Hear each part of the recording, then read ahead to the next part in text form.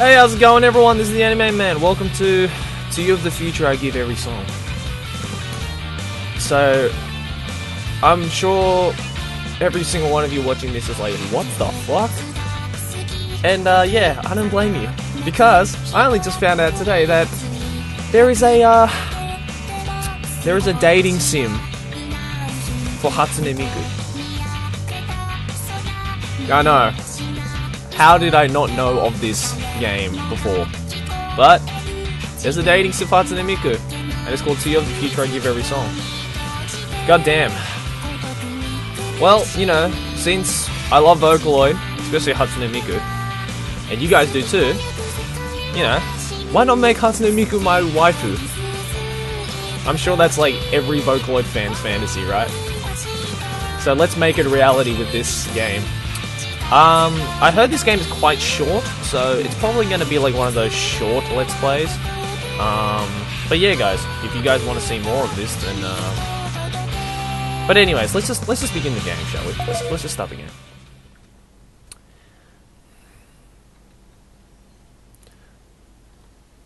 December the 22nd. Brr. The cold wind comes at me like it's cutting my cheeks. Oh, I put an English patch on this. Originally, it's a Japanese game. But yeah, I put an English patch on it. I reach for the can of coffee I just bought to keep from shivering.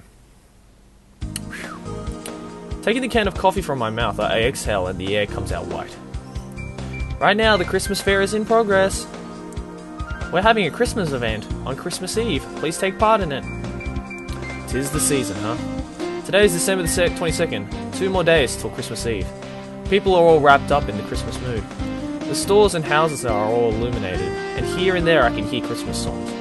In this festive atmosphere, children with their families and happy-looking, laughing couples go to and fro. Shopkeepers dressed as Santa and reindeer call out to people going by. Right now the Christmas fair is going on, and among the shopkeepers dressed in similar outfits are female androids. And to think that only 10 years ago, one only found androids in manga, fantasy, etc. Now, androids are a real-world phenomenon, and part of our daily lives. I only wish, huh? Please check it out! Huh? I snap out of my reverie with a flyer being handed to me. An android is standing there in front of me, wearing a goth lolly maid outfit, comporting herself in an elegant manner, and her facial expressions and speech are elegant, as a maid would be. Right. I take the pamphlet without thinking. Thank you so much! I shall await your return, master. I leave the silently bowing maid behind. I exhale. Looking up, I see a clear December sky. Right before Christmas, the streets have a busy, bright mood about them. Man, oh man. In contrast to that scene, I'm gloomy and listless. What the heck am I doing, huh? To change my mood, as I felt cold, I had gone out to see the town. Just then my feet stopped. My eyes came to rest on a concert poster stuck to a telephone pole. Seems like a band somewhere around here is having a Christmas concert. A concert, huh? My mood sank even lower. Though I try desperately to forget, it isn't going to be that easy. What do I do now? I mutter, unable to hold back a sigh. The world keeps turning. Although I was happy with the reunion with high school friends, culminating in a trip to the pub. Hey, you're drinking a little too much, aren't you? Mild headache and nausea. As the crowded streets starts to thin out, I begin walking more slowly. I let out another long sigh with white breath. A sudden gust of cold air takes away what alcoholic warmth is in my body. God damn, this protagonist is fucking melancholy. The cold wind makes me involuntarily stop, and I find myself looking at the starry sky. Jeez, this soundtrack's fucking awesome. The sky's clear, I can focus on one of the smallest stars. So what are you doing now? The sort of question someone I hadn't seen for a long time would ask. However, I couldn't say. What are you doing here, huh? That's what I'd like to know. Even the power of alcohol has been unable to clear up the grey mood that fills my heart. No good, no good. The more I think about it, the more it tires me out. After all that drinking, how come my mood is still this low? I need to get home and sleep. Even if I can't forget everything, sleep shouldn't give me a little comfort. And so I start to hurry back the way I came. Hello! Right after I enter a quiet residential street, I see a reflection out of the corner of my eye. What's that? I pause and turn to look. In the street corner, in the darkness of night, a dim object is unveiled. A mannequin? The more I look, the more I see that this is not what it is. Whoa! Under the cold winter air there lies a girl. The cold air blows over the abandoned-looking girl. What is she doing here now? Might she not catch her death of cold sleeping out in this freezing wind? Those thoughts race through my mind. With concern, I run over to the girl. Are you alright? Is anything the matter? Hey, Miku! Jesus, I'm not too sure if I need to censor this one. Nah, I should be alright. I won't get flagged for this, will I? Nah. Should be fine. I shake off my remaining drunkenness. That scene is quite a shock for me. Even in this winter weather, she appears to be sleeping quietly. But that's not the point. It's her appearance. What the hell? They just had to, didn't they? Her otherwise naked body is wrapped around with tape. Even under the dimly lit street, her white luster is quite captivating. What is she doing here like this? Trying not to look at her too directly, I appraise the situation with a sideways glance. I get the vague feeling that my heart is going to burst. Calm down, this is not that kind of situation. However much you might say I have no experience with girls, a human life is at stake here. In this disturbing kind of situation, what do? I've got to pull myself together. It's a matter of rescue, a rescue. As I mutter, I look back at her once more. Wow. I look at her again, surely she does look amazing like that. Come on, man! Is she dressed like that on a winter night like this in this place? Alright, enough with this. I shake my head vigorously to get rid of these silly ideas. My first concern must be for her safety. Hey, are you alright? Hey, can you hear me? Wake up! Hello? If you can hear me, please answer. I shout right in her ear, but there's no sign of an answer. You gotta turn her on, you know what I'm saying? Alright, what's next? Right, I'll get an ambulance. I had been forgetting the most important thing. I take the cell phone out of my pocket and punch in the numbers fast. 117. 117? What country is this set in? In Japan it's 119. Whatever. Momentarily there's an electronic sound and I hear the time being announced. What? This is just the time. This is supposed to be an emergency number. So how do I get an ambulance? Of course I'm confused. The ambulance is 119. Yeah, I thought so. Just as I remember this, the phone made a beep beep beep noise and went dead. GG, protagonist. The battery must be depleted. I hadn't changed it recently. Or charged it, rather. Oh, why now? Even if I wanted to ask someone for help, there's no one else on the street. And I don't recall seeing any public phones around here. Then I'll just have to carry her to the hospital myself. So I decided and looked back at her again. I noticed something. It looks like there's some kind of marking on her arm. Where? What's this thing? Oh! As I think about it, a possibility comes to mind. Maybe this girl is... That's it! The markings are red numerals 01. True to my expectations, it's clearly printed on her left arm. So that's how it is. I sigh with relief, at last understanding. I've seen them on TV and in magazines, etc., but this is the first time I've seen one in real life. What this is not a girl, but a Vocaloid, a musical android. Startled the heck out of me. I'd heard things about this, but forgot about it for lack of interest.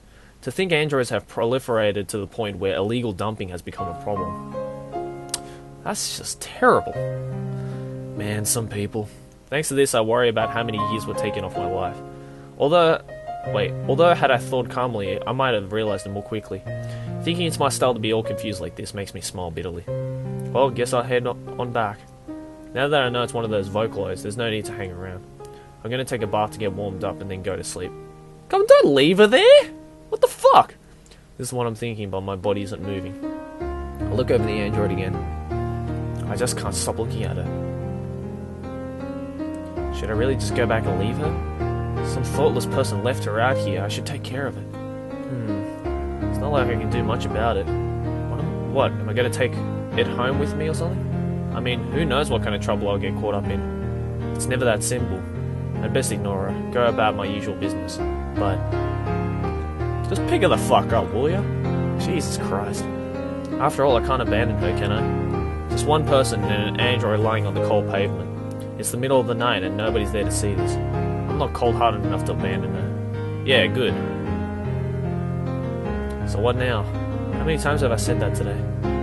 Aware of my duty to my fellow man, my conscience wins. Oof! I place both my hands behind her knees and lift her onto my back, draped over me. Whoa, she feels so soft. In this way, one wouldn't know she was an android or anything. From touching her fingers or her arms. Along with the weight, this is what I feel as I carry her. More importantly, what happens if someone sees me carrying her this way? For some silly reason, my heart is beating so loud. So agitated and nervous, and I keep taking deep breaths. The mark of 01 on her left arm. Something smaller printed beneath that 01. It's too dark to see it well. Hatsune Miku? It's probably her name, since it's written using the alphabet. Miku, huh? Oopsie daisy. With her still holding on to me, I slowly lift her up. Now with both arms under her back and knees, I carry her like a princess, together with a package wrapped in a thick cord. I'm interested in what's inside, but that can wait till I get home. Oh, mustn't forget this either. Just as I start to walk, I recall it. A white CDR comes into view in the dark night. Perhaps this is something that belongs with Miku. Put it here. I stuff the CD-ROM in my pocket and start to hurry down the road home. Because the way I'm holding her now is dangerous in more ways than one. Carrying a sleeping naked girl with my heart pounding and feeling lightheaded, I hurry on my way back. Well, I'm back. Somehow or another I made it home. And luckily nobody was watching us. Just before I used my key, the doorknob of our neighbour's door started to move. My heart skipped a beat. More importantly though, I'm beat. I don't think I've ever in my life felt this tired. And not just physically, but mentally too. Miku continues to sleep in my arms. Seeing her defenseless like this, somehow I feel strangely guilty, downright uncomfortable. Is this wrong? I don't believe I did something wrong. I didn't steal her or kidnap her, she was just thrown away. I'm rationalizing. I put it out of mind and set about laying Miku down on the futon. Also, I pull the cover over the futon to put her out of view. Finally, I turn on the lights in the room. Whew. I'm relieved. Finally, I calm down. These androids perfectly resemble real girls. Not only that, beautiful ones too. Without realizing it, I picture Miku's figure in my mind. What am I thinking about here? Instead of that, I should be thinking about what's going to happen from now on. I managed to carry her here. Now what do I do? Oh. Out from the futon sticks a small bag. It's attached to a cord which is tied around Miku's thighs. If I look at it, maybe I can tell what it is. Without touching Miku, I take the item and open it to see. Let's see. First thing I see is some instructions. Installation instructions, system requirements, and packing list. Such and such. On the instructions paper, I confirm the contents. According to the packing list, the contents are the unit itself, a cover for it, and a link cable. Well, it's all there. Next, I take a look at the system requirements. It ought to say something like, not for use by guys with bad intentions. I have a notebook PC that I received when I entered college, although I've almost never used it. As I recall, I left it over there. I wonder if it still works. I take the PC and press the power button. Doesn't work? I didn't tend to it, so the battery must be dead. I need to get some power to it. Looking at this old PC, I've already got a setback. Okay, how about this? I hook a power adapter up to the PC and plug it in. This time when I press the switch, there's a faint whirring noise and a startup screen comes up. Well, I guess that did the trick. Jesus Christ, is that like Windows 95? Fucking looks like it. So it's just the power after all. Let's see now, about the specs.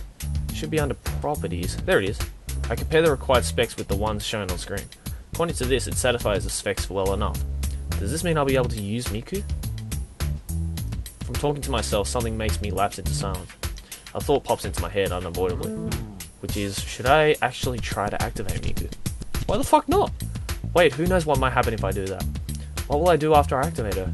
I hadn't even thought about that. There's something I have to find out. It's possible she was left out there because she was broken. I just want to find out if that's the case. If she isn't broken, that was a rather awful thing to do. Even considering this, it seems the possibility is slight that she really works. That'd be kind of a plot twist if she like turns it on and it's like, oh, she's broken. End of the game. Still, there's no harm in trying. I can think about the rest later. Yeah, that's right. But I had a feeling about it. Surely Miku would work. I had this mysterious premonition of it happening. Now, where to begin? 1. Power up your PC. Okay, I already did that. But not a desktop like the one shown. Next. 2. Remove the packaging covering the connector and connect the main unit Miku to the PC using the provided link cable. I see. Take the main unit out of the package. Main unit? Remove the packaging? Haha, that's silly. I rub my eyes and stare at the instructions.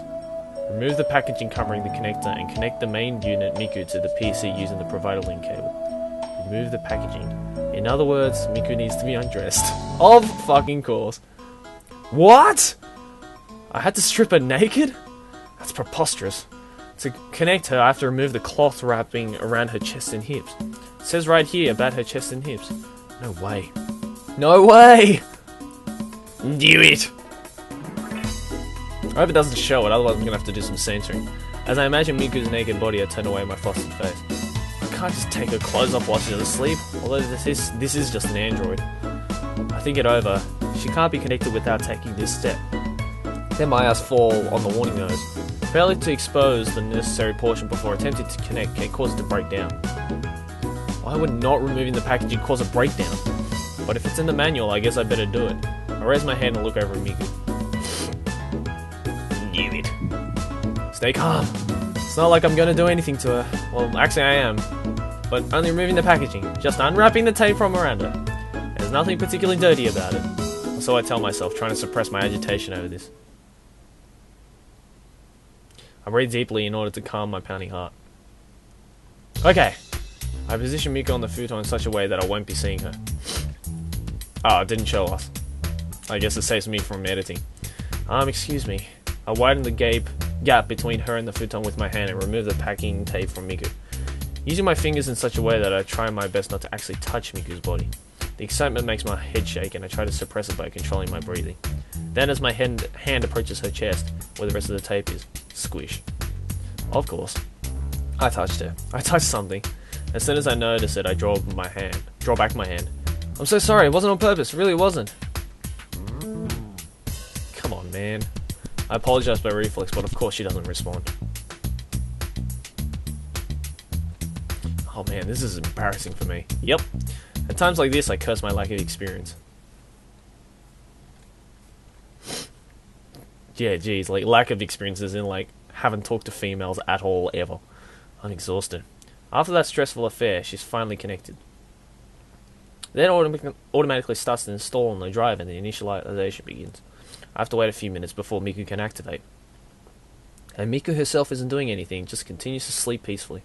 With her pretty face and neutral expression, I had the impression of a person on stage in the middle of a story. To me, Miku resembles a sleeping princess. Her white skin, flowing hair, small lips and nose. To the extent that she has those innocent features, the way her face is composed, I suppose anyone who saw her would acknowledge her beauty. Though I had to say, she's somewhat, well, actually quite lacking in womanly curves, but she certainly is cute. I was so caught up in looking at her face that I didn't notice the passing time. Pervert alert! However, even being this fascinated, I started to get rather impatient. From what I see on the PC screen, Miku's initialization still has a few minutes to go. Maybe I should get a cup of coffee. I stand up and head for the kitchen. Come to think of it, I never used that CD-ROM for anything. I thought it would be necessary to get her to operate, but I was wrong, because it was already automatically installing to my PC. I plug in the pot to get the water boiling. While that's going, I put the coffee grounds in the cup. So then that wasn't related to Miku? But that CDR was being carried by Miku, and that's no mistake. Meanwhile, maybe I should see what's on it. To think that as I pour the hot water into the cup. Or I think that. Initialization complete. Starting up. Whoa! I hear a woman's voice coming from the other room and drop the cup of coffee. I glance around the room, but I'm still the only one here. Wait, was that Miku?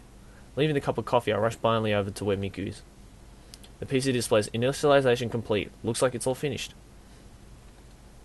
Miku's waking up! I bend down near Miku and wait for her to wake up. After blinking a number of times, Miku awakens from her deep sleep.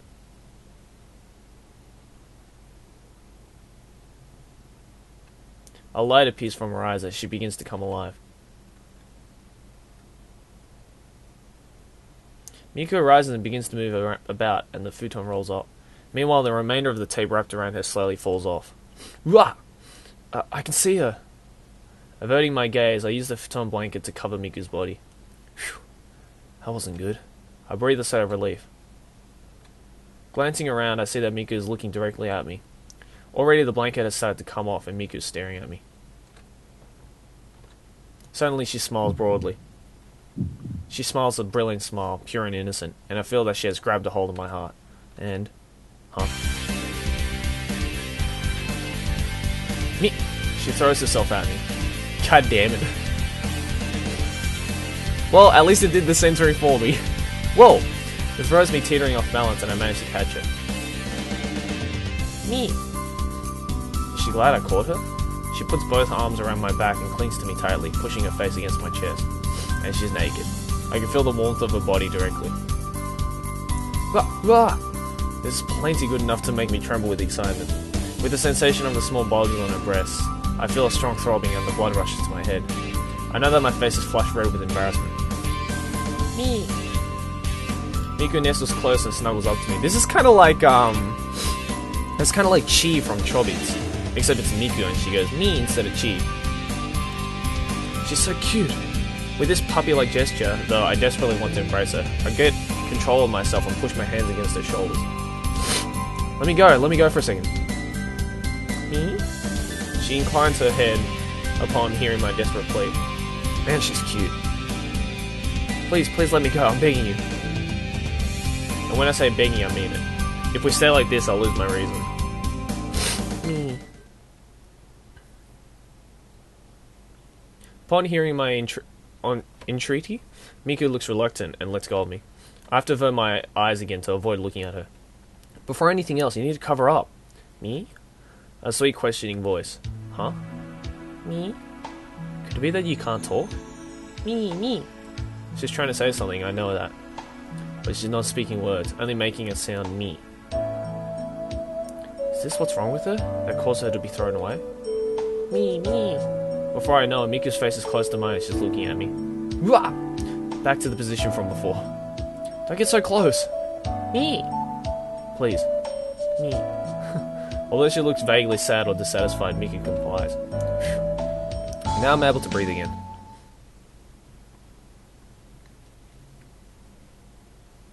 Alright, let's save. How do I do that? Quick save? I guess, oh no, it's up here. Save, there we go. Nailed it! Alright. We're gonna leave it here for this episode. Yeah. This is kind of interesting. Not sure if I'll get flagged for this. I hope not. Please don't flag me.